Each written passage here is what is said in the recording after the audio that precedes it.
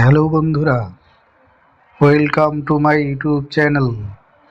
আজকের ভিডিওতে আমি শেয়ার করব যারা এখনও প্রধানমন্ত্রী আবাস যোজনার ঘর পাননি বা বাড়িতে এখনও কাঁচা ঘর আছে কিংবা টিনের বেড়াযুক্ত ঘর এখনও আছে, তারা কিভাবে প্রধানমন্ত্রী আবাস যোজনায় নাম লেখাবেন বা নাম নথিভুক্ত করবেন তার বিস্তারিত তথ্য তুলে ধরছি।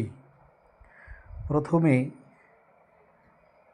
বলছি, যে সকল বাড়িতে এখনও কাঁচা ঘর আছে কিংবা টিনের চাল বা টিনের বেড়া, মেঝে পাকা, তারাও কিন্তু প্রধানমন্ত্রী আবাস যোজনায় নাম লেখাতে পারেন। তাদেরকে নাম নথিভুক্ত করার আগে প্রস্তুত রাখতে হবে আপনার আধার নাম্বার, আপনার মোবাইল নাম্বার, আপনার গ্রামের নাম, আপনার পোস্ট অফিস কোথায়, আপনার ব্লক কোথায়, আপনার মৌজা কী এবং আপনার গ্রাম পঞ্চায়েত কোথায়, জেলা কোথায় এবং আপনার রাজ্য, এই সকল এবং আপনি কোন ব্লকে থাকেন সেই সমস্ত বিস্তারিত তথ্য আপনাকে কিন্তু প্রস্তুত রাখতে হবে এবং পিন নাম্বারটাও প্রস্তুত রাখতে হবে।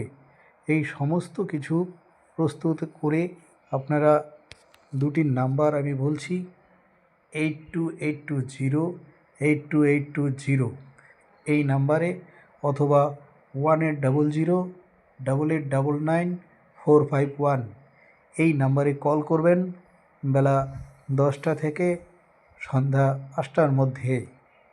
এই নাম্বারে কল করলে ওখান থেকে এর অপারেটররা আপনার কলটা রিসিভ করবে এবং আপনাকে একটা একটা করে প্রশ্ন করবে। সেই সকল প্রশ্নের উত্তর আপনাকে দিতে হবে। যদি আপনি এই সকল প্রশ্নের উত্তর যথাযথ দিতে পারেন, তাহলে আপনার প্রধানমন্ত্রী আবাস যোজনার জন্য, মানে ঘরের জন্য, আপনার নামটা নথিভুক্ত হবে। পরবর্তীকালে প্রয়োজনে আপনার বাড়িতে এসে তারা অফিসার এসে যাচাই করবে আপনার বাড়িতে এখনও ছাদযুক্ত নয়, অর্থাৎ আপনার বাড়িতে এখনও কাঁচা ঘর কিংবা টিনের চাল, টিনের বেড়াযুক্ত ঘর আছে, এটা তারা যাচাই করবে। এই যাচাই প্রক্রিয়া শেষ হওয়ার পর আপনার বাড়িতে প্রধানমন্ত্রী আবাস যোজনার জন্য নাম নথিভুক্ত ফাইনাল হয়ে যাবে। এই ছিল আজকের ভিডিও। আপনাদের যদি ভালো লাগে তাহলে অবশ্যই